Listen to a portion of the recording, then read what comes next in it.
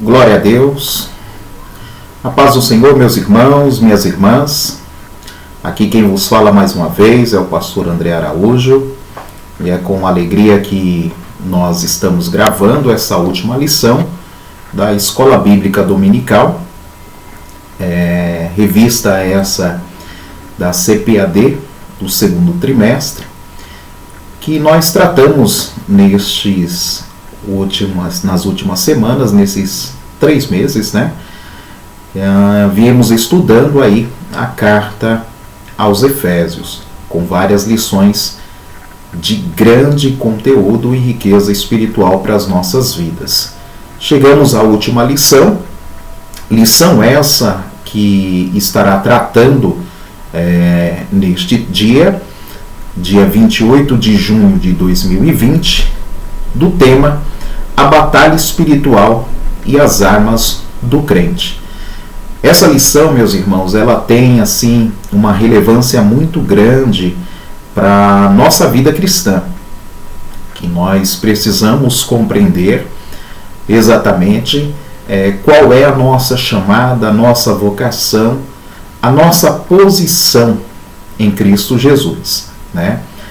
Deixar um pouco de lado aquele contexto religioso de estar somente se reunindo por reunir na casa de Deus e assumir a nossa posição no corpo de Cristo, Pois nós temos um grande embate pela frente.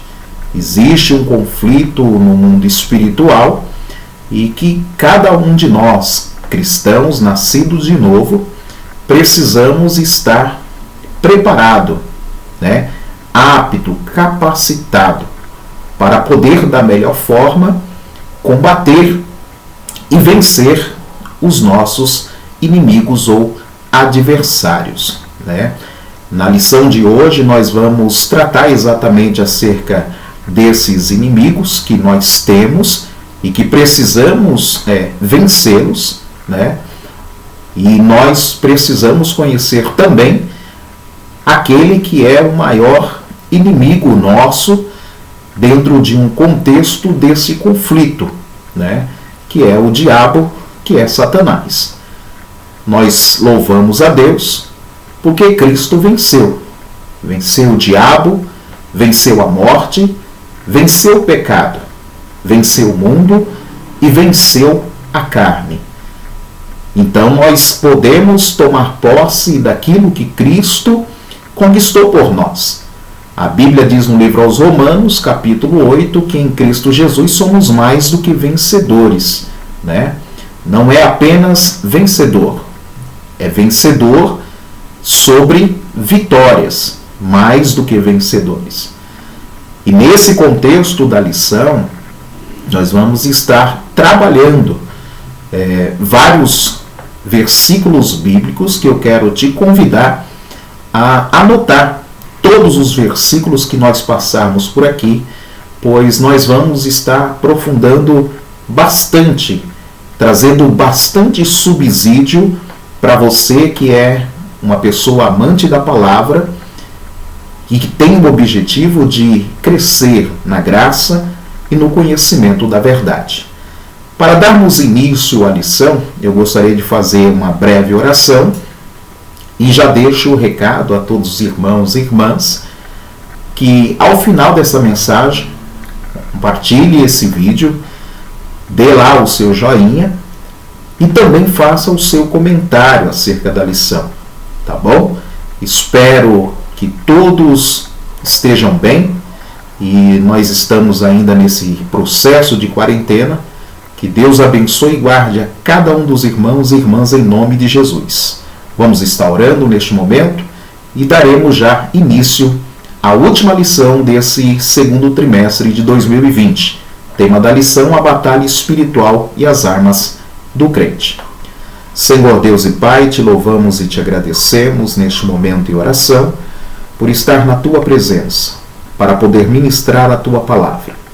Alcance, ó Senhor, este irmão, esta irmã, este homem, esta mulher, na qual esta mensagem, através desse vídeo, alcançará.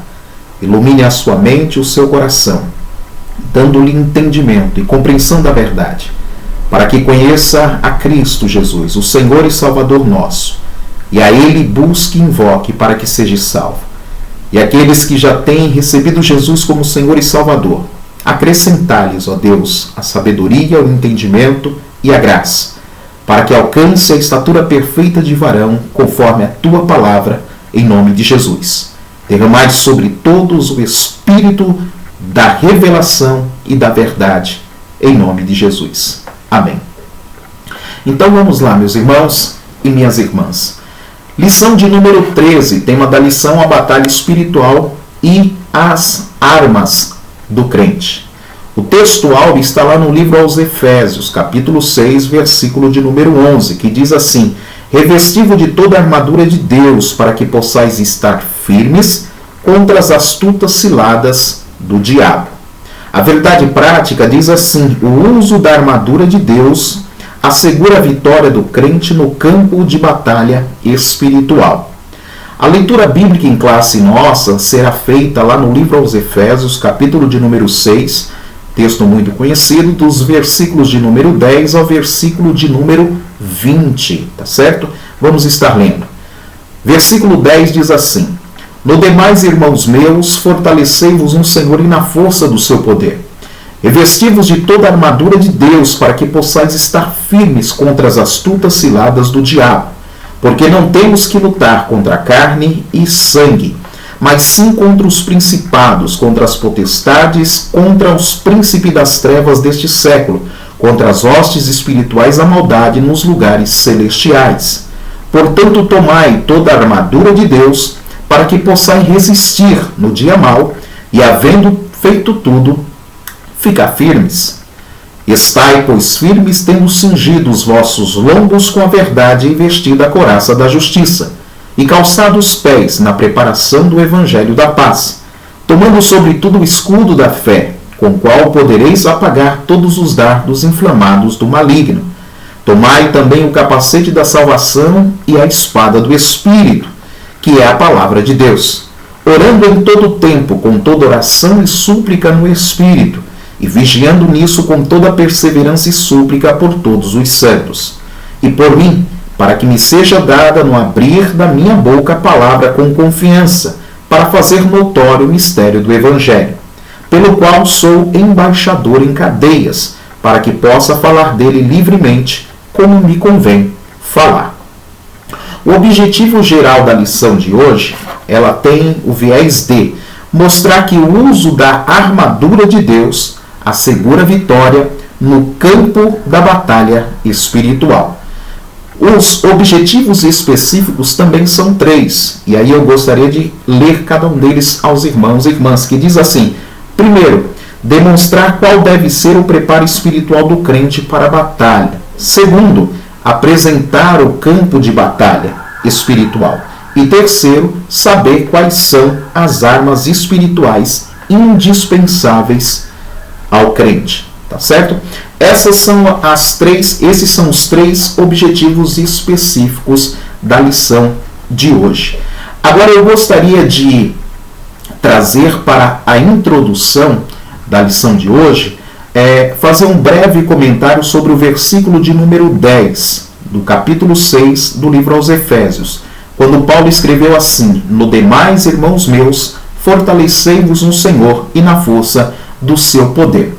Aqui nós estamos no fechamento dessa carta aos Efésios, escrita para a igreja em Éfeso. Era uma carta circular, endereçada a todos os irmãos e irmãs daquele período de tempo onde o apóstolo Paulo estava fazendo esta missão.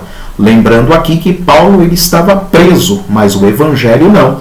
Logo, ele estava ali escrevendo a palavra para orientar, para edificar, para fortalecer a fé daqueles irmãos que não estavam presos, mas estavam debaixo de uma grande perseguição demandada pelo Império Romano na época, tá certo?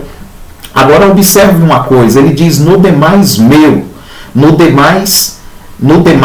irmãos meus, fortalecei-vos no Senhor e na força do seu poder. Em outras palavras, ele está dizendo: em conclusão de tudo aquilo que eu falei, eu quero que vocês agora percebam como que vocês devem se portar, como que vocês devem estar, como que vocês devem permanecer e como vocês devem se conduzir diante de tudo que eu falei.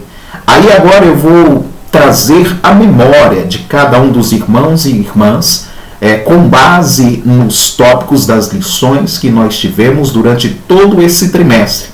E aí eu vou usar as palavras do apóstolo Paulo dizendo: no demais, meus irmãos e irmãs que têm nos acompanhado nesse canal, diante das grandes revelações dos ensinamentos que nós trouxemos durante todo esse trimestre, e a lição nos proporcionou, lições estas que nós tratamos desde a lição de número 1, quando trouxemos ali o contexto geral da carta aos Efésios. Também falamos no tópico, na lição de número 2, sobre a sublimidade das bênçãos espirituais. Na lição 3, falamos sobre eleição e predestinação. Na lição 4, falamos sobre a iluminação espiritual do crente. Na lição 5, falamos sobre a libertação do pecado para vivermos uma nova vida em Cristo. Na lição 6, falamos da condição dos gentios sem Deus. Na lição 7, falamos de Cristo e a nossa reconciliação com Deus. Na lição 8, falamos sobre edificados sobre o fundamento dos apóstolos e dos profetas. Na lição 9, tratamos sobre o mistério da unidade que fora revelado. Na lição 10, falamos da intercessão aos Efésios. Na lição 11, os atributos da unidade da fé, como humildade, mansidão e longanimidade. E na última lição tratamos sobre a conduta do crente em relação à família. Então, nesse conjunto de ensinamento, com tanto conteúdo repassado, extraído da carta aos Efésios, eu uso agora o versículo de número 10 do apóstolo Paulo para dizer aos irmãos assim: no demais, diante de tudo quanto vocês ouviram, diante de tudo que vocês aprenderam, diante de tudo que vocês estudaram, diante de todas essas informações bíblicas que vocês receberam e da parte de Deus através do seu servo, meus irmãos, fortalecei-vos no Senhor, fortalecei-vos na força do seu poder. Por que eu estou dizendo isso? Porque a nossa luta, ela não é contra a carne, e a nossa luta não é contra o sangue. Não importa qual é a sua posição dentro do ministério, dentro da congregação, não importa. Você deve se fortalecer no Senhor e se revestir na força do poder de Deus. Alguém poderia perguntar e dizer assim: mas pastor André, o que é se fortalecer no Senhor? O que é se revestir na força do seu poder? Essas palavras, elas são importantes nós trazermos um esclarecimento. Mas antes de tratar sobre essa questão, eu quero deixar aqui um ponto de reflexão para nós refletirmos, porque nós estamos falando de batalha espiritual. Meus irmãos, no livro aos Efésios, no capítulo 1, versículo 3, no capítulo 1, versículo 20, no capítulo 2, versículo 6, no capítulo 3, versículo 10 e no capítulo 6, versículo 12, Paulo ele vai dizer que o crente salvo, o crente nascido de novo, ele está em Cristo. Ele está assentado nas regiões celestiais em Cristo. O que isso significa? Significa que a igreja, ela não é as quatro paredes. As quatro paredes é o local de ajuntamento físico dos membros da igreja. Mas a igreja verdadeira, a igreja genuína, a igreja espiritual ligada ao corpo místico de Cristo, onde ele é o cabeça, ela está assentada nas regiões celestiais. E aí faço aqui uma advertência, é exatamente aqui que eu e você precisa estar. Eu e você, ao nascer de novo, fomos ligados ao corpo de Cristo e estamos assentados nas regiões celestiais. Logo, se eu e você está assentado nas regiões celestiais em Cristo, nós estamos dentro de um campo de batalha. Nesse campo de batalha, nós temos inimigo, nós temos adversários que se manifestam dentro de um plano físico, quanto também num plano espiritual, tá certo? E aí eu quero trazer aqui aos irmãos e irmãs, e você anote esses versículos, pois não está na lição, mas eu quero que você anote para depois você se aprofundar um pouco mais. E aí a minha pergunta inicial é: quem são os nossos inimigos? Se eu estou numa batalha, essa batalha é contra quem? Contra quem que eu estou batalhando? Porque eu preciso identificar qual é o meu adversário, contra quem eu estou lutando. Se eu não sei com quem eu estou lutando ou contra quem eu estou lutando e quais são as armas que o meu inimigo está se utilizando, como que eu terei condição de vencer essa guerra, de vencer essa batalha? Por isso que antes de ir a uma guerra é importante ter estratégia, ter planejamento e se preparar de forma adequada. Pois sem essa preparação, sem estas, vamos dizer assim, armas ou armadura, sem ter esse preparo antes, certamente as pessoas serão presas fáceis. E aí nós não podemos ignorar os ardis de Satanás, as armas que ele se utiliza e a forma que ele age no mundo espiritual, que causa reflexo no nosso mundo físico aqui. A Bíblia diz no livro de João, capítulo 10, versículo 10, que o diabo veio matar, roubar e destruir. Eu nunca vi o diabo fisicamente se manifestando e tirando a vida de nenhuma pessoa. Isso demonstra que ele está em atuação no mundo espiritual. Mas nós vemos e ouvimos fatos e relatos de pessoas que de forma ardilosa, astuta, com uma malignidade muito entranhada no seu coração, tiram a vida das pessoas de forma gratuita. Alguém poderia dizer que essa pessoa atirou porque estava possuída. Talvez sim, talvez não. Mas é importante nós conhecermos exatamente o nosso adversário, o nosso inimigo, as suas estratagemas, as suas estratégias, para que nós possamos o quê? Nessa luta, nesse combate, que Paulo chama de bom combate, poder alcançar o quê? Vitória, triunfo, tá certo? Pois as armas da nossa milícia, disponibilizadas por Deus, por Cristo, pelo Espírito Santo, são poderosas em Deus para desfazer as obras do diabo. O primeiro inimigo que nós precisamos vencer, que o homem precisa vencer, é o pecado. O pecado é entranhado dentro de si. E aí eu vou dizer que esse pecado entranhado dentro de si, ele é o eu do homem, o ego do homem. Esse homem, ele precisa vencer esse eu. Pois se ele não vencer o seu eu, ao ponto de renunciar e reconhecer o seu estado, esse homem dificilmente alcançará um contexto de arrependimento em sua vida. Quando a gente fala do eu alimentado pelo pecado dentro do homem, nós podemos ler lá no livro aos Romanos. Anota esse texto para você ler depois.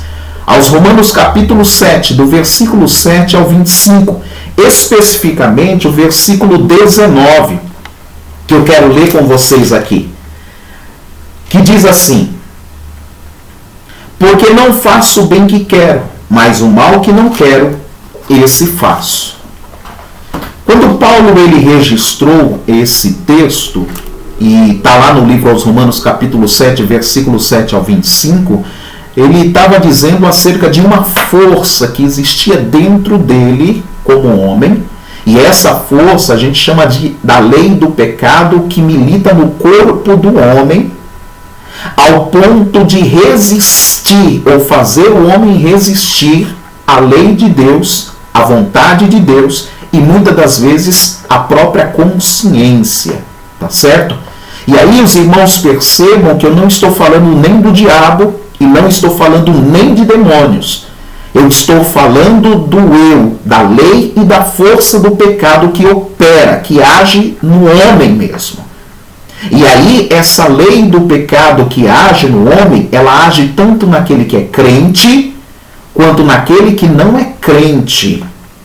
Não é porque hoje eu sou crente ou você é crente que esse eu, ele ainda não, ele saiu de dentro de nós, ele deixou de estar dentro de nós. Não, ele ainda está aqui. E nós precisamos, como servos de Deus, vencê-lo a cada dia, a cada momento. E aí é por isso que a gente chama de batalha espiritual, porque as armas para vencer o eu são espirituais também. E quem fornece elas é a palavra de Deus e o Espírito Santo. O segundo adversário nosso é claramente o pecado. Eu falei da força do pecado, que é o eu. Mas agora eu vou falar diretamente do próprio pecado em si. Porque o pecado ele tem um poder de escravizar o homem. O pecado ele tem o poder de subjugar o homem a estar aprisionado àquele vício, seja para a prática da prostituição, seja para o uso de droga, seja para viver uma vida de mentira, seja para viver uma vida de contendas, de divisões e N pecados que existem.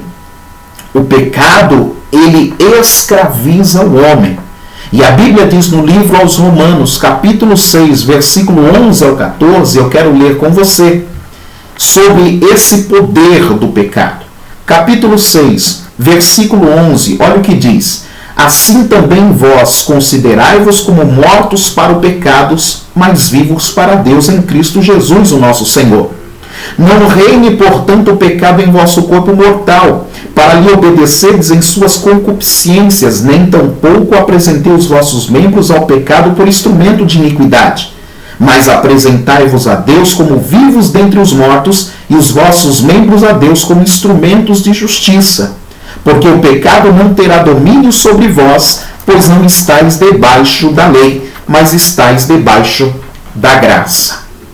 Perceba, meus irmãos, que o pecado ele tem força para fazer com que o nosso eu se sobreponha à vontade de Deus. E ali ele cria um ciclo vicioso para nos afastar de Deus, porque a única coisa que afasta o homem de Deus é o pecado. E a Bíblia diz, Romanos 3:23, todos pecaram e destituídos estão da glória de Deus. O texto de Romanos 6, do 11 ao 14, ele diz que a gente não deve deixar o pecado reinar, mas nós temos que nos considerar como mortos para o pecado, mas vivos para Deus. Perceba que eu estou dentro de um conflito, dentro de uma batalha, e essa batalha é espiritual. A força do pecado, a subjugação do pecado na vida do homem, ela reflete na vida espiritual dele. Um homem que está vivendo uma vida dominada pelo pecado, ele está afastado de Deus. As suas orações não chegam diante de Deus no sentido de obter resposta. Por quê? Porque o pecado faz distinção e separa o homem de Deus. Logo, o pecado mata, afasta o homem da presença de Deus E ao invés dele estar debaixo da graça, ele está debaixo do juízo de Deus.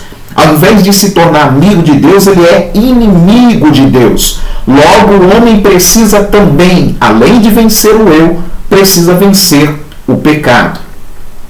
Agora eu quero falar do terceiro inimigo, que é o mundo. O mundo, ele é o nosso terceiro inimigo. E ele não está diretamente lá no campo espiritual. Ele é no nosso contexto físico de vida aqui. A Bíblia diz que o mundo ele tem capacidade, ele tem poder, ele tem força. Para quê? Para seduzir. Seduzir no sentido de enganar. E aí perceba que a força que o mundo tem para seduzir e enganar, ela vai atingir diretamente os sentidos do homem. Todos nós, abra a Bíblia aí e anote o texto. 1 João, capítulo de número 1. Por favor. 1 João, capítulo de número 1. Desculpa, capítulo 2. 1 João, capítulo 2. Eu quero ler o versículo 15 ao 17, que diz assim: Não ameis o mundo, nem o que no mundo há. Se alguém ama o mundo, o amor do Pai não está nele. Porque tudo o que há no mundo, a concupiscência da carne, a concupiscência dos olhos e a soberba da vida, não é do Pai, mas do mundo. O mundo passa, a sua concupiscência passa, mas aquele que faz a vontade de Deus permanece para sempre. Aqui nesse texto se falou concupiscência da carne, concupiscência dos olhos e soberba da vida. Essas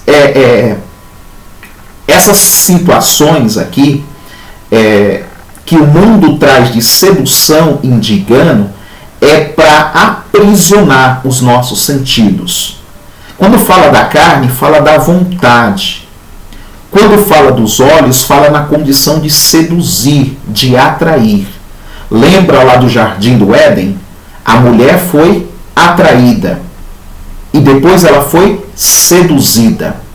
E depois ela foi enganada. Quando nós observamos o mundo, ele tem essa capacidade, esse poder, essa força de atrair os homens, seduzir os homens para enganar. A Bíblia diz no livro de Provérbios 12:14: há caminhos que para o homem parecem direito, mas o fim dele é caminho de morte. A Bíblia diz que neste mundo jaz o maligno.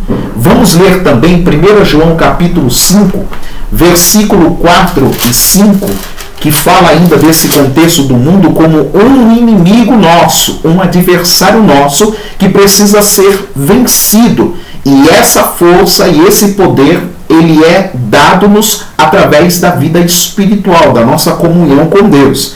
Tá certo? O diabo, ele é um espírito e ele está atuando nas regiões celestiais também. A igreja, o crente salvo, está em Cristo e ele atua também nas regiões celestiais. 1 João capítulo de número 5, versículo 4, versículo 5, olha o que diz: porque todo que é nascido de Deus vence o mundo. E esta é a vitória que vence o mundo, a nossa fé. Quem é que vence o mundo, senão aquele que crê que Jesus é o Filho de Deus? Agora 1 João capítulo 5, versículo de número 18, olha o que diz: sabemos que todo aquele que é nascido de Deus não peca, mas o que de Deus é gerado conserva-se a si mesmo, e o maligno não lhe toca. Sabemos que somos de Deus e que todo mundo está no maligno. E se sabemos que já o Filho de Deus é vindo e nos deu entendimento para conhecermos o que é verdadeiro, e no que é verdadeiro estamos, isto é, em seu Filho Jesus Cristo, este é o verdadeiro Deus e a vida eterna. Filhinhos, guardai-vos dos ídolos. Meus irmãos, o mundo ele vai buscar, através da sua força e o seu poder, atrair os homens. Atrair os homens para enganá-los. Por trás de toda sedução e engano no mundo está Satanás, tá certo? Depois eu vou entrar um pouquinho mais a fundo acerca dessa descrição, ok? Quarto inimigo que temos que vencer nessa batalha espiritual: o diabo. O inimigo de Deus inimigo dos homens. Agora perceba um ponto aqui, meus irmãos, que aqui eu quero fazer uma distinção, tá bom? O diabo, ele é inimigo de Deus, no sentido de poder e força, ou o diabo, ele é inimigo de Deus no sentido de oposição à obra de Deus. Aí eu te respondo, o diabo, ele é inimigo de Deus no sentido da oposição. Por que da oposição? Porque o nosso Deus é todo poderoso. Se Deus quiser, agora, ele destrói Satanás. Se Deus quiser, agora, ele destrói o diabo. Destrói o diabo, destrói os demônios. Se Deus quiser, agora, ele destrói o mundo inteiro e não precisa prestar contas a ninguém. Agora, quando a gente diz que o diabo, ele é inimigo de Deus, é no sentido de oposição. Ele tem se oposto desde o céu aos princípios que regem a criação. Então ele é um inimigo, um adversário no sentido de oposição. Mas no sentido dos homens, o diabo, ele é um inimigo contumaz. No sentido de quê? De que ele também se opõe, mas ele também se opõe no sentido de utilizar-se de pessoas, de estratégias, para quê? Para trazer morte e destruição aos homens. O diabo nunca conseguiu arranhar, no sentido físico, a pessoa, a imagem de Deus ou da Trindade. Por quê? Porque Deus é todo-poderoso. Deus é onisciente, onipresente e onipotente. O diabo não. Aí eu gostaria de dar alguns elementos aos irmãos e irmãs acerca do diabo, né? Como que a Bíblia revela o diabo? Como que a Bíblia ela traz? Quais são as características? Quais são os atributos que ele tem? Ou seja, qual é o poder, maior poder que o diabo tem? O maior poder que o diabo tem é a sabedoria que Deus lhe deu. E aonde que a gente acha isso? Abra comigo a Bíblia lá no livro do profeta Ezequiel, capítulo de número 28. Vamos ver o que diz o texto lá. Ezequiel capítulo 28, versículo 12. Olha o que diz o texto. Aqui é uma lamentação sobre o rei de Tiro. Aqui nós estamos fazendo uma analogia, é uma parábola, né? Mas está se dirigindo diretamente a características do próprio Lúcifer, ou seja, de como Deus o criou, em qual posição ele foi criado, com quais atributos ele foi criado, para a gente conhecer exatamente o inimigo que nós devemos combater. Olha o que diz. Filho do homem, levanta uma lamentação sobre o rei de Tiro e diz-lhe: assim diz o Senhor Jeová, tu és o aferidor da medida, cheio de sabedoria e perfeito em formosura. Duas características aqui. Ele é cheio de sabedoria, o diabo tem sabedoria, e ele é perfeito em formosura, ou seja, dentre os anjos criados, ele foi criado numa perfeita formosura. Logo, se o diabo se aparecesse fisicamente nesse mundo aqui, ele seria, de certa forma, idolatrado pela sua beleza. Tá certo? Por quê? Porque ele foi criado em perfeição de formosura, de beleza, diretamente. Versículo 13 diz: estavas tu no Éden, jardim de Deus. Toda pedra preciosa era a tua cobertura. Versículo 13, por que nós dizemos que esse texto faz alusão diretamente a Satanás? Porque a serpente que apareceu lá no jardim do Éden faz referência ao diabo, a Satanás. Por isso que nós dizemos que esse texto aqui é uma revelação das características e atributos na criação do próprio Lúcifer. Tá certo? Olha o versículo 14. Tu eras querubim ungido para proteger. Quando Satanás foi criado, ele foi criado na qualidade de um anjo. Qual anjo? Um querubim, diretamente. E ele foi criado como querubim protetor. Ele era aquele que protegia, tá certo? E o texto diz: e te estabeleci no monte santo de Deus. Lá tu estavas, no meio das pedras afogueadas. Perfeito era nos teus caminhos, desde o dia em que foste criado, até que se achou iniquidade em ti. Lembra do primeiro pecado? Foi cometido no céu, tá? E quem foi o causador do pecado foi o próprio Lúcifer.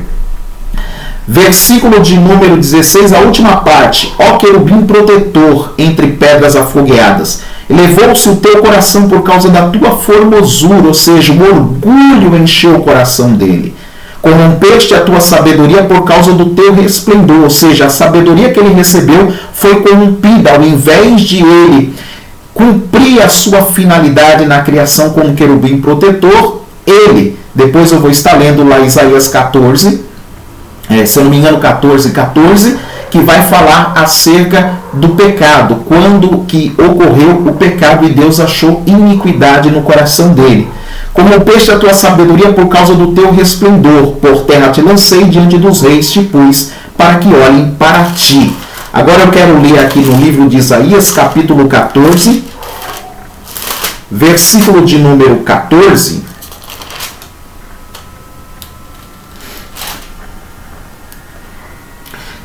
Versículo 12, 14 e 12 de Isaías, que diz assim: como caíste do céu a estrela da manhã, filha da alva, como foste lançada por terra, tu que debilitava as nações. Tu dizias no teu coração: eu subirei ao céu, e acima das estrelas de Deus exaltarei o meu trono. E no monte da congregação me assentarei, da banda do norte, da banda do lado do norte. Versículo 14. Subirei acima das mais altas nuvens e serei semelhante ao Altíssimo. Versículo 15 diz: e contudo levado serás ao inferno, ao mais profundo do abismo. Tá certo? Olha só, meus irmãos, eu li esses textos para vocês perceberem qual é a capacidade, as habilidades, o poder que o diabo tem.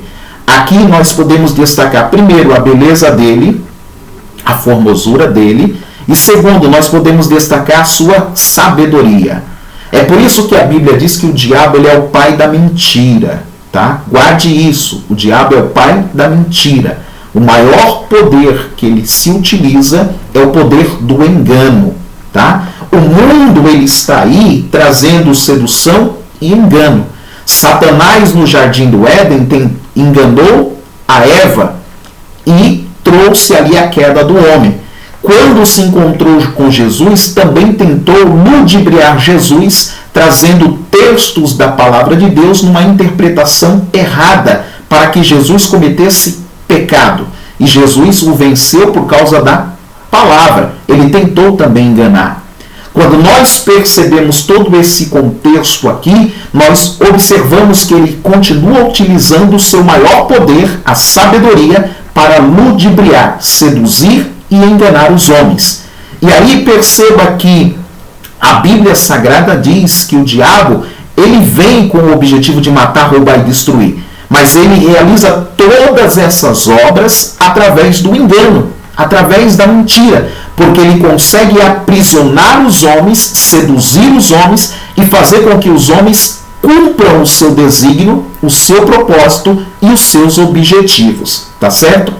Agora eu gostaria de trazer aqui outro ponto importante para a gente entrar mais profundamente no contexto da lição. Ou seja, eu conhecendo Satanás, que ele é um opositor de Deus, mas Deus tem poder de destruir o diabo agora. Por que Deus não faz? Porque existe um tempo determinado, onde Deus estará dando fim às obras de Satanás. Esse período aqui que nós estamos vivendo é a dispensação dos gentios. Ou seja, Deus está dando tempo aos homens para se arrependerem, para alcançarem o perdão, a remissão dos pecados e a salvação. É por isso que Paulo diz que nós devemos, no demais, meus irmãos, nos fortalecer no Senhor e na força do seu poder, para podermos o quê? Nos revestir de toda a armadura de Deus, para que possamos estar firmes contra as astutas ciladas do diabo. As ciladas aqui são as armadilhas que ele propõe aos homens a fim de seduzir, de enganar. alimentando o eu dos homens, dizendo aos homens que o pecado não existe, dizendo aos homens que a eternidade, a vida eterna é balela, trazendo aos homens o engano, dizendo assim, olha, que negócio é esse de Jesus que morreu, que ressuscitou? Isso é história, Karoshi, isso não existe. As pessoas reencarnam. Olha quantas coisas tem nesse mundo aqui, como enganosas, como falsas doutrinas, como heresias, como comportamentos que são antibíblicos e que os homens estão amando, vivenciando, enveredando-se dentro desse contexto como um porco no meio de uma lavagem. Mas nós louvamos a Deus porque a palavra de Deus é luz, a palavra de Deus é vida, a palavra de Deus purifica, a palavra de Deus regenera, a palavra de Deus tem a capacidade de gerar e fazer com que o velho homem se torne um novo homem. E esse novo homem, ele conhece exatamente o contexto dos seus inimigos. Quais são os meus inimigos? O meu eu. Qual é o meu inimigo? O pecado é meu inimigo. Qual é o meu inimigo? O mundo é o meu inimigo. Qual é o meu inimigo? O diabo é o meu inimigo. Ele vai tentar. E por último, eu tenho um quinto inimigo, que chama-se de morte. 1 Coríntios capítulo 15, versículo de número 26. Olha o que diz o texto da palavra de Deus. Livro de 1 Coríntios, aos Coríntios, capítulo de número 15, versículo 26 diz: ora, o último inimigo que há de ser aniquilado é a morte. Então perceba, Jesus, quando esteve conosco aqui na terra, ele venceu o eu, venceu o pecado, venceu o mundo e venceu o diabo. E também, ao morrer, ele venceu a morte. Por quê? Porque ele ressuscitou. A vitória da morte, ela foi transitória. Durou apenas 3 dias. Ou 2 dias. No terceiro dia, quando Cristo ressuscita, a morte também é vencida. Logo, Jesus venceu todos os inimigos que eu e você enfrenta. Enfrentamos no dia a dia o eu, o pecado, o mundo e o diabo. Agora, a morte, nós também a enfrentaremos. Mas uma coisa é certa, assim como Cristo venceu a morte, nós também venceremos a morte. É por isso que Paulo disse que em Cristo Jesus somos mais do que vitoriosos por aquele que nos amou. Por quê? Porque assim como ele venceu, nós também venceremos. Perceba que a morte, ela foi vencida por Cristo no dia da ressurreição. E lá no livro do Apocalipse, capítulo 20, versículo de número 14, mostra que a morte, ela é vencida pelos salvos também, e que a própria morte morrerá. Capítulo de número 20, versículo 14, livro do Apocalipse diz assim: e a morte e o inferno foram lançados no lago de fogo. Esta é a segunda morte. Ou seja, esta segunda morte, ela dará fim a todos os inimigos de Deus ou que se opuseram a Deus e a sua obra. Aqui nesse contexto está o diabo, os demônios e todo aquele que não está com o nome escrito no livro da vida. Tá certo?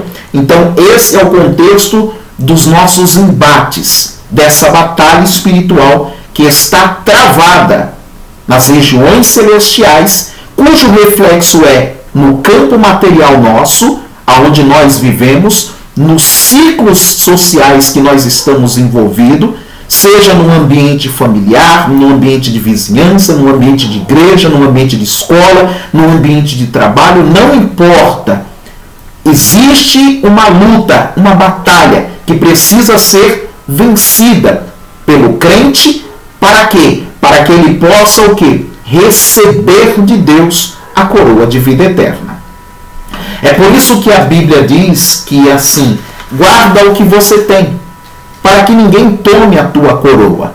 Agora eu vou entrar num outro aspecto que eu e você, entendendo que o adversário ele tem essa estratégia, não só o diabo, mas que eu tenho esses outros inimigos para serem vencidos, eu quero que você perceba como é que você pode vencer.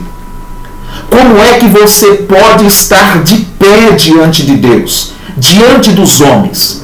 Como é que você pode ser um soldado de Cristo? Como é que você pode ser um instrumento da mão de Deus?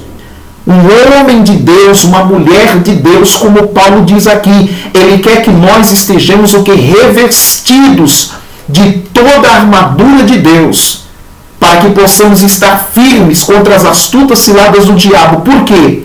Versículo de número 12 no capítulo 6 aos Efésios, relata que o reino das trevas é um reino organizado. E o reino de Deus precisa ser um reino organizado também. É por isso que a Bíblia diz que Cristo é o cabeça da igreja. E que ele colocou os apóstolos, profetas, pastores, doutores e evangelistas para a edificação do corpo dele. E nós, como membros desse corpo, precisamos crescer na unidade da fé e do Espírito, segundo a sua palavra, para que possamos estar firme e constante nessa obra, fazendo a vontade dele e o querer dele, para que possamos o quê? Cumprir esta grande missão, que é expandir o seu reino sobre o reino das trevas, que nesse mundo está, ou seja, estabelecido, cujo grande líder desse reino é o próprio diabo e Satanás. Agora perceba uma coisa, meus irmãos. Nós estamos nessa batalha. Você que é crente está nessa batalha. Eu que sou crente estamos nessa batalha. E aonde essa batalha ela é deflagrada? Nas regiões celestiais em Cristo. Guarde isso. Entenda isso. E em Cristo Jesus só vai estar e só vai permanecer quem cumprir exatamente os requisitos que está lá no livro aos Romanos, capítulo 6. Por isso eu quero que você agora abra a sua Bíblia lá no livro aos Romanos e faça essas anotações para você refletir. Que o crente, ele é um crente firme. Eu posso dizer assim, o crente ele só está firme se ele cumprir ponto a ponto o que eu vou dizer aqui. Um crente firmado, alicerçado na palavra, na rocha, em Cristo, a videira verdadeira, e que vai conseguir vencer, como disse o comentarista aqui, na verdade prática. O uso da armadura de Deus assegurará a vitória do crente no campo da batalha, na batalha espiritual. Ou seja, essa armadura de Deus, como que eu tomo posse dela? Agora nós vamos perceber de uma forma mais clara o que é essa armadura de Deus. Sem ler Efésios 6, do 10 ao 20, porque nós ainda vamos entrar nesse contexto. Olha o que diz lá. Livro aos Romanos, capítulo de número 6. Olha o que diz o texto, versículo 1.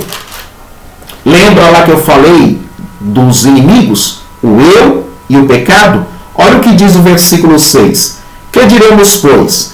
Permaneceremos no pecado para que a graça seja mais abundante? De modo nenhum. Nós que estamos mortos para o pecado, como viveremos ainda nele? Nesse contexto, meus irmãos, eu venci o eu. Jesus disse assim, quem quer vir após mim, negue-se a si mesmo. Tome a cada dia a sua cruz e siga-me. Venci o eu, quero seguir a Cristo. Como que eu sigo a Cristo? Eu não posso seguir a Cristo ainda sendo escravizado. Eu não posso seguir a Cristo ainda alimentando de forma voluntária o pecado na minha vida. Eu tenho que vencer o pecado. Agora, como que se dá a questão de poder vencer o pecado? A palavra de Deus, ela produz no coração do homem a fé. E produzindo a fé no coração do homem, ele tem que reconhecer que é pecador. Se ele reconhecer que é pecador, ele vai receber o Espírito Santo na vida dele, que vai ajudar ele a fazer o quê? Versículo de número 4. Primeira coisa que um pecador tem que entender e tem que fazer. O salário do pecado é o quê? Morte. Se o pecador reconhece que é pecador e reconhece que o pecado o matou, o que ele precisa fazer com o corpo do pecado? Versículo 4. De sorte que fomos sepultados. Primeira coisa, não existe um crente nascido de novo que não tenha sepultado o corpo do pecado. O corpo do pecado precisa ser sepultado. Se não houver esse sepultamento, essa pessoa jamais alcançará o novo nascimento. Jamais alcançará uma unidade para ser ligada ao corpo de Cristo.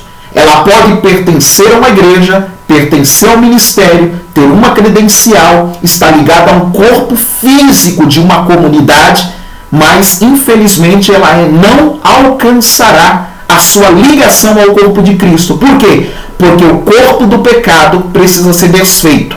E um corpo é desfeito quando o pó volta ao pó. No âmbito espiritual, eu entendo que eu estou morto. Por isso, eu serei sepultado. E como que se dá esse sepultamento? Pelo batismo na morte. Para que, como Cristo ressuscitou dos mortos pela glória do Pai, assim andemos nós também em novidades de vida. Ou seja, fomos sepultados como Cristo foi. O corpo do pecado está sepultado. Agora perceba uma coisa. Quando eu sepulto a minha velha criatura, é como se fosse uma semente. E aí o texto no versículo de número 5 diz: porque se formos plantados juntamente com ele na semelhança da sua morte, também seremos na da sua ressurreição. Ou seja, a fé vai brotar no coração deste homem e dessa mulher, que reconhece que é pecador, e a partir daí ela vai ser ligada ao corpo de Cristo. Olha o que diz no versículo de número 8. Se já morremos com Cristo, cremos também que com ele viveremos. Olha o que a fé produziu. Eu reconheço que sou pecador, sou sepultado como Cristo foi, agora eu vou viver uma nova vida. Eu reconheço que eu já morri. Morri para quê? Morri para o pecado. O meu eu não domina mais a minha vida. O pecado também não domina mais a minha vida. Tanto isso é verdade, olha o que diz o versículo 11. Assim também considerai-vos mortos para o pecado, mas agora vivos para Deus em Cristo Jesus, o nosso Senhor. Olha que maravilha, meus irmãos. Como se dá esse processo de vitória, de vida de vitória diante de Deus, vencendo a vontade da carne, vencendo o pecado, vencendo o mundo, vencendo o diabo, para viver para a glória de Deus. Olha o que diz o versículo de número 12. Não reine, portanto, o pecado em vosso corpo mortal, para me obedeceres em suas concupiscências. Nem apresentei mais os vossos membros ao pecado por instrumentos de iniquidade, mas agora se apresente diante de Deus como vivo dentre os mortos, e os vossos membros a Deus como instrumentos de justiça. Olha o que diz o versículo de número 18. Depois desse processo aqui do novo nascimento, em que agora eu estou em Cristo, porque eu já venci o eu já venci o pecado, eu tenho diante de mim mais dois inimigos, o mundo e o diabo. Olha o que diz o versículo 18. E libertados do pecado, foste agora servos da justiça.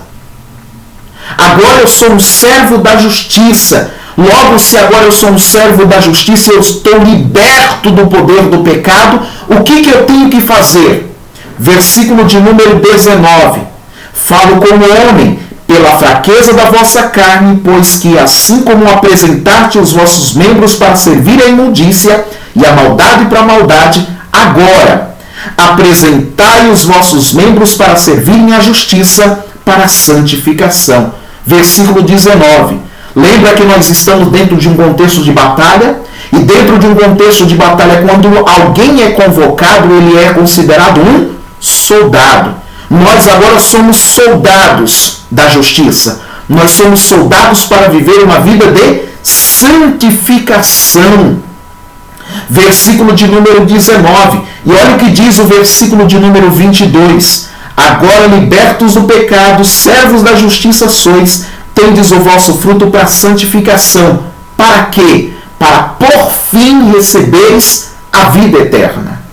Olha só, esse é o grande objetivo do Evangelho. Esse é o grande objetivo de Cristo. Esse é o grande objetivo da sua morte, da sua ressurreição. Libertar o homem do poder do pecado, para que esse homem se apresente como instrumento de justiça para viver uma vida de santificação, para poder vencer o mundo e poder vencer o diabo.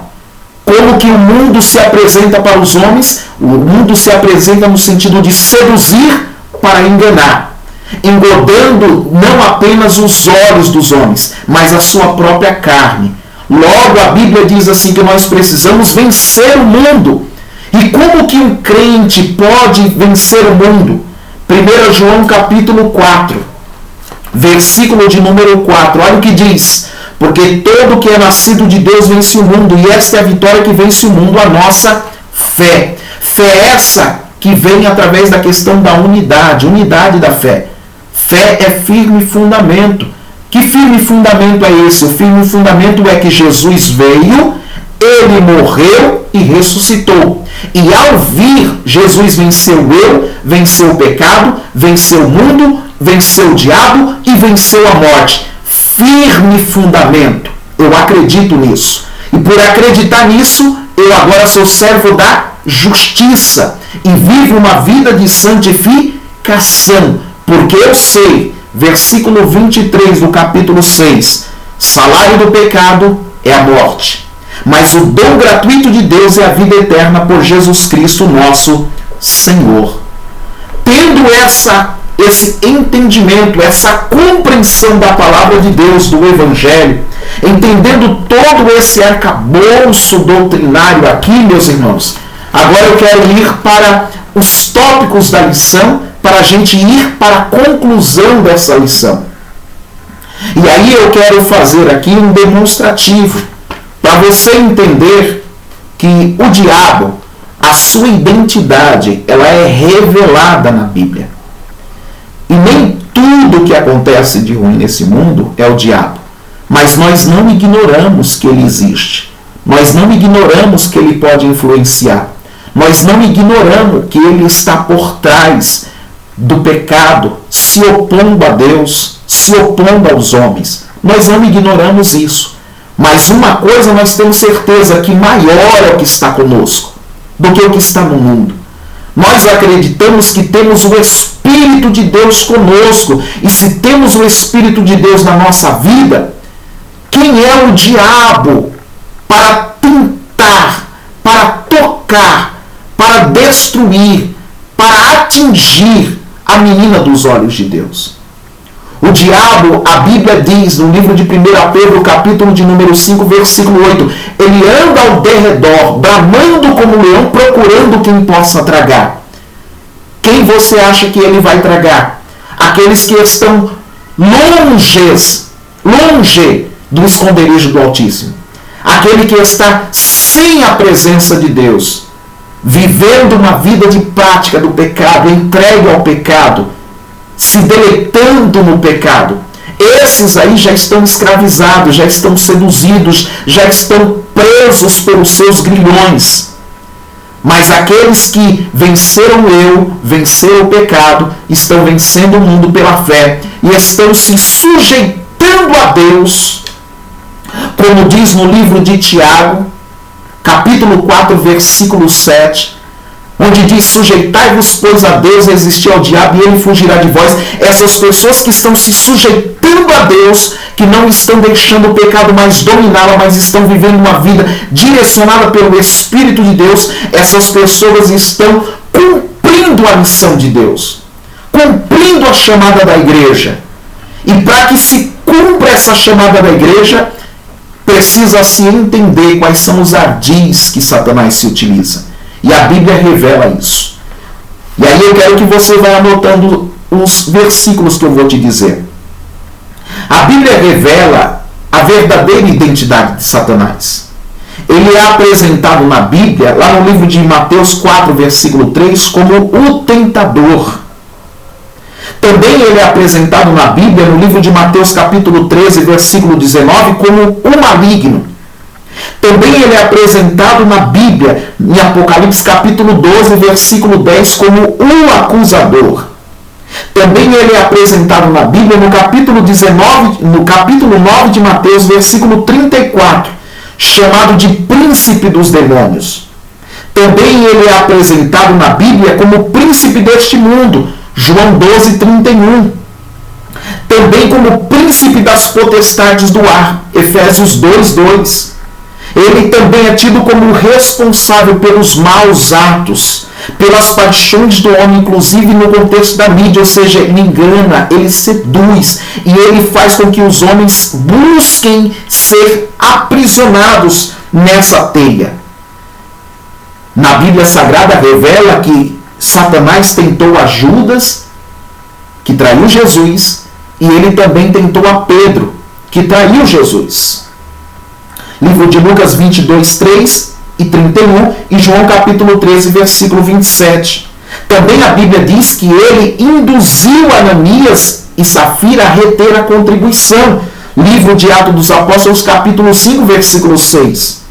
Também ele incita os homens à incontinência, a viver uma vida desregrada. 1 Coríntios capítulo 7, versículo 5. Também ele tem a capacidade e o poder de fazer com que o coração dos homens venham ser fechados, eles percam a sensibilidade. Os ouvidos dos homens venham ser agravados para resistirem à verdade. Isso está descrito lá no livro de Marcos, capítulo 4, versículo 15. Também ele se opõe à obra de Deus, à obra missionária. Ele se opôs a Paulo, quando Paulo desejava visitar os irmãos lá em Tessalônica, como também os irmãos em Roma. 1 Tessalonicenses 2,18. Também ele é considerado o inimigo de Deus, capítulo 26 de Atos dos Apóstolos, versículo 18. Também ele é chamado de pai da mentira. Ele é considerado um assassino desde o princípio. João capítulo 8, versículo 4, diz que ele é homicida desde o princípio. Agora, qual é o fim de Satanás? Capítulo 20, versículo 10 do Apocalipse. Olha o que diz o texto. E o diabo que os enganava, lembra que eu falei que ele usa a sabedoria e a capacidade, o maior poder dele é de enganar. O texto diz, e o diabo que os enganava foi lançado no lago de fogo e enxofre, onde está a besta, o falso profeta, e de dia e de noite serão atormentados para todo o sempre. É por isso que Jesus disse que no mundo jaz o maligno, e que o príncipe desse mundo já está julgado, ou seja, a Bíblia revela qual é o fim de Satanás. Qual é o destino final dele? Qual é o destino final da morte? Qual é o destino final dos infiéis? Qual é o destino final dos incrédulos? É por isso que nós precisamos, como crentes, como servos de Deus, como filhos e filhas de Deus, reter firmemente a nossa confissão, sabendo que Deus é fiel e que Deus tem guardado o melhor para nós. Eu quero ler aqui para a gente ir para a conclusão da mensagem. Livro de 2 Timóteo, capítulo de número 4. Um texto escrito pelo apóstolo Paulo, versículo de número 7. Combati um bom combate, acabei a carreira e guardei a fé. Desde agora a coroa da justiça me está guardada, a qual o Senhor, justo juiz, me dará naquele dia. E não somente a mim, mas também a todos os que amarem a sua vinda. Meus irmãos, estamos diante de uma grande batalha espiritual. E necessitamos combater o bom combate. Necessitamos completar a nossa carreira.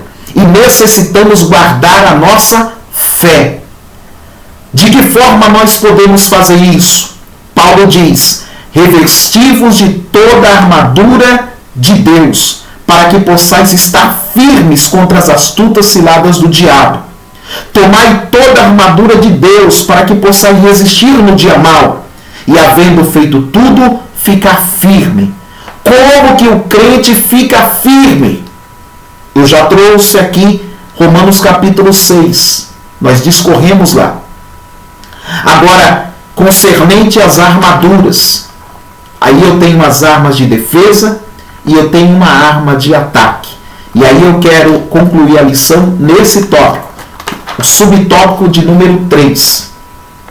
Quando Paulo ele vai trazer detalhadamente a armadura. Como é composta uma armadura? Aqui ele está usando uma figura de linguagem, fazendo uma comparação de um soldado romano que ia para a guerra. Quais eram as vestimentas de um soldado?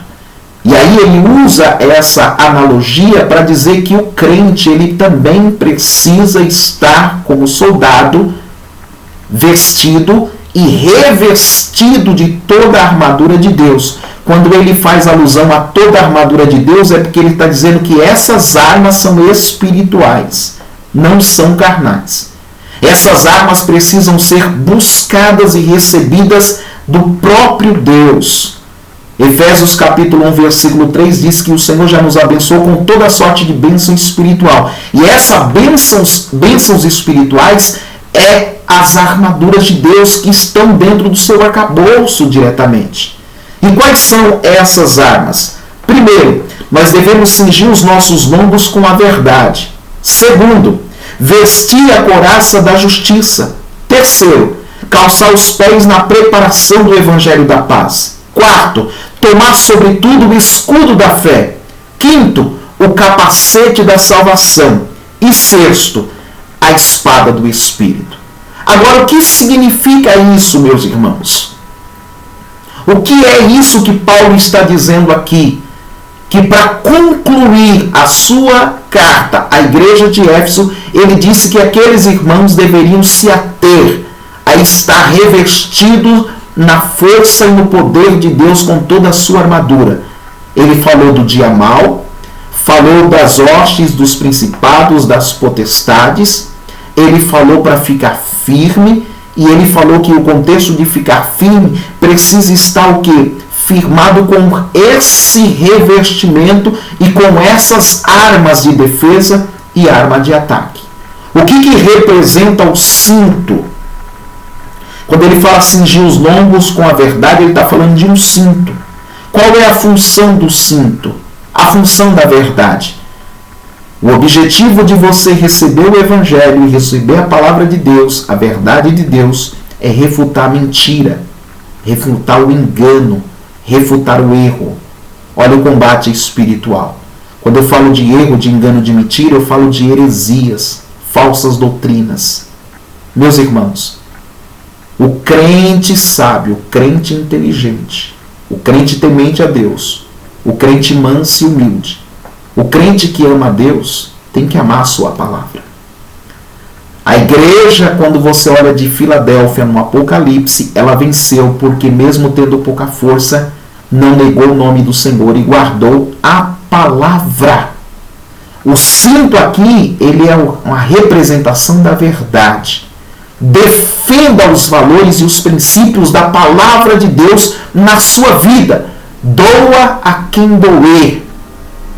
Segundo, couraça da justiça. O que representa? A couraça da justiça representa a retidão.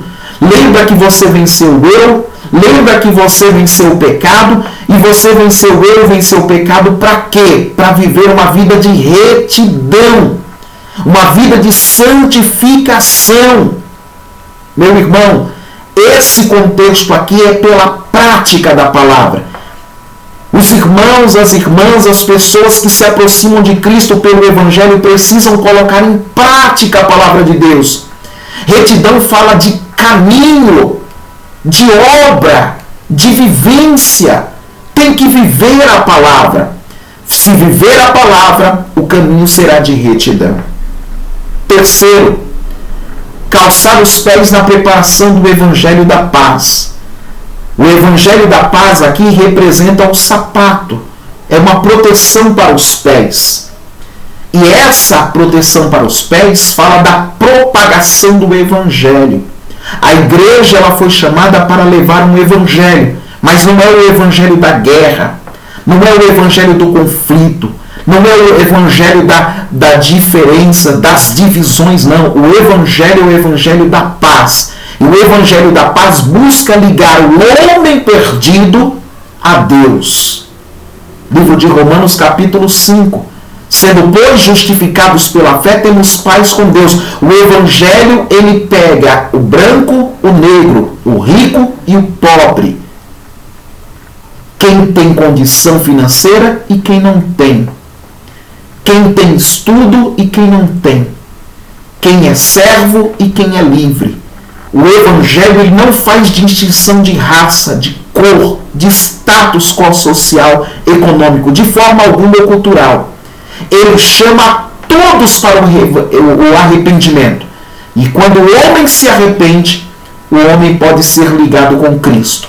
Tanto o judeu quanto o gentio. O Evangelho é o Evangelho da paz.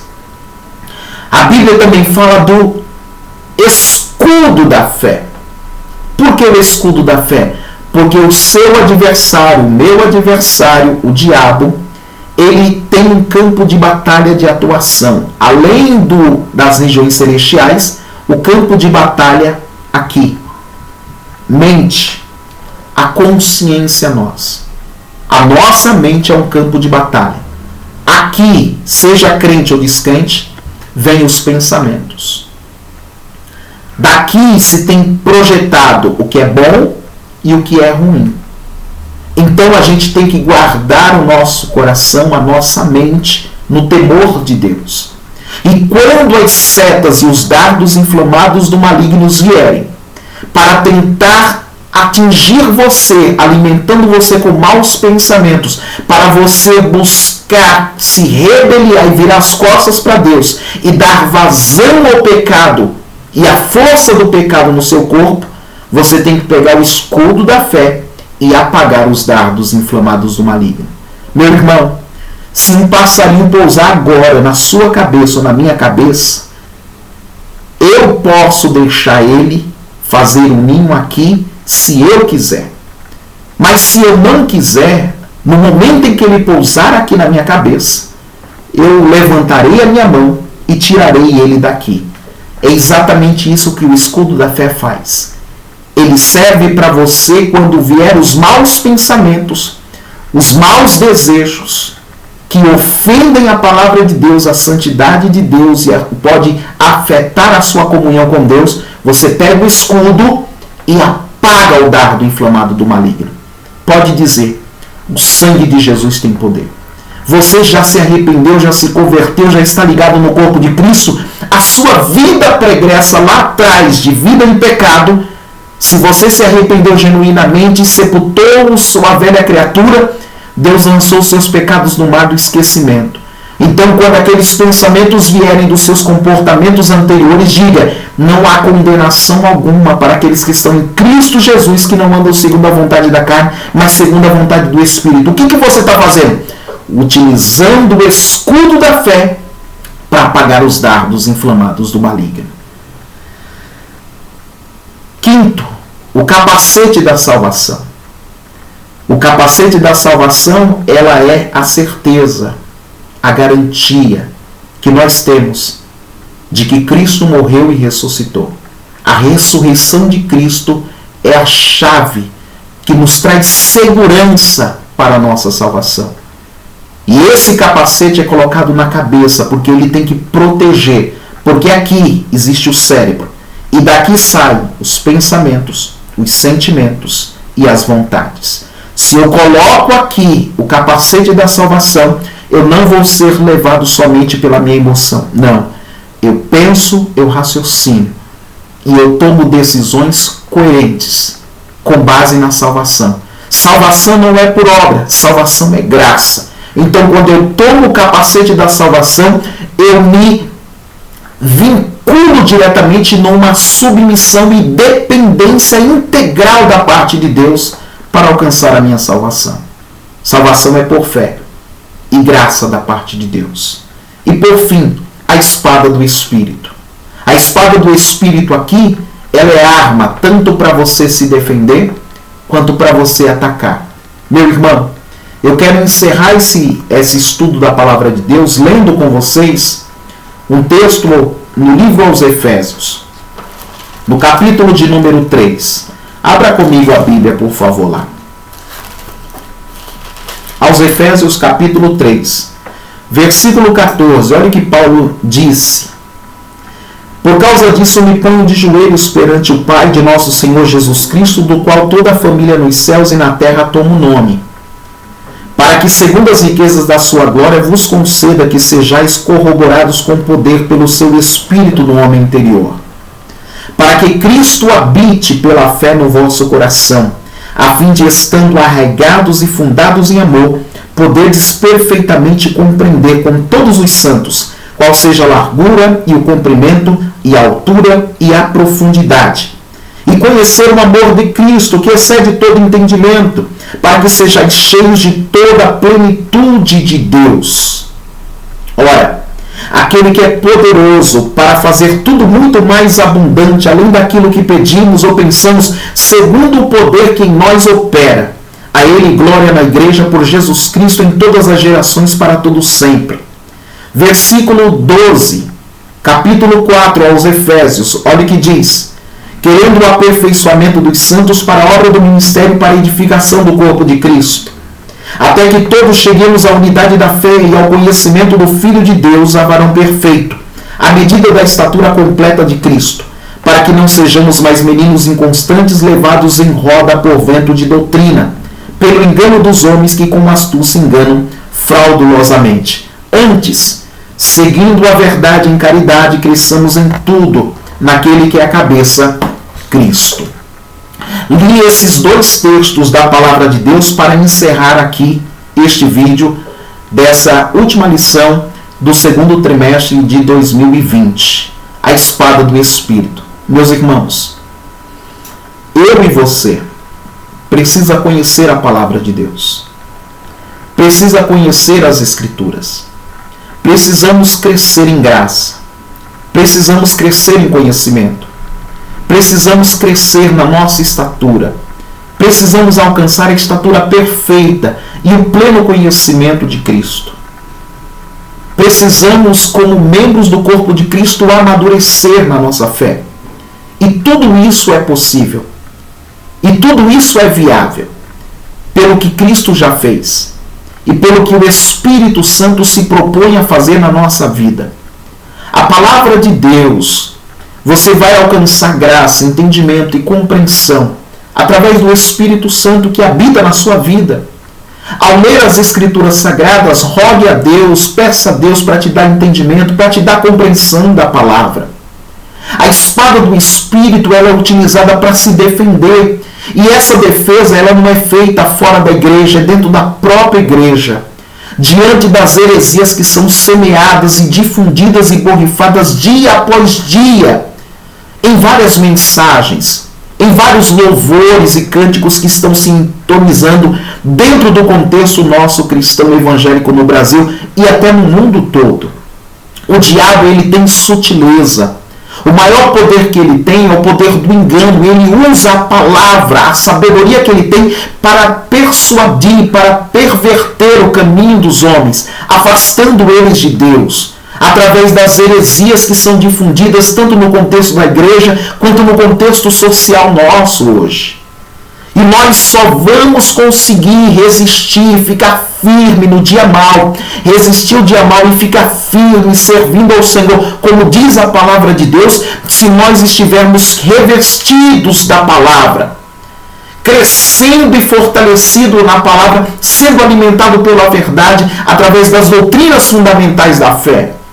Se assim nós o fizermos, nós estaremos na nossa mão como a espada do Espírito, tanto para nos defender das heresias, quanto para nos defender daquilo que está sendo imposto na sociedade, que ofende e fere a palavra de Deus, quanto para refutar também o engano de Satanás. E quando ele se aparecer, ou se ele aparecer para mim ou para você, nós tenhamos discernimento suficiente para dizer para ele: também está escrito, somente ao Senhor adorarás e ao seu Deus servirá. Nós não aceitamos transformar pedra em pão. Nós não aceitamos se lançar de cima de um pináculo porque está escrito que aos anjos dará ordem ao nosso respeito. Nós não aceitaremos a riqueza deste mundo em troca para deixarmos de servir ao Senhor. Não. Nós aceitamos servir a Cristo. Nós aceitamos ser servos de Deus e o servir por amor e nos encher do Espírito Santo. Porque nós precisamos ser corroborados, como disse o apóstolo Paulo aqui, corroborados com poder pelo seu Espírito no homem interior, para manejar bem a espada do Espírito. E manejando bem a espada do Espírito, a Bíblia diz: resisti ao diabo, sujeitai-vos a Deus, resisti ao diabo, e ele fugirá de vós. Meus irmãos, eu encerro a mensagem aqui, lendo um texto de Apocalipse, capítulo de número 3. Capítulo de número 3. Capítulo 2, capítulo 2, versículo de número 11, que diz assim,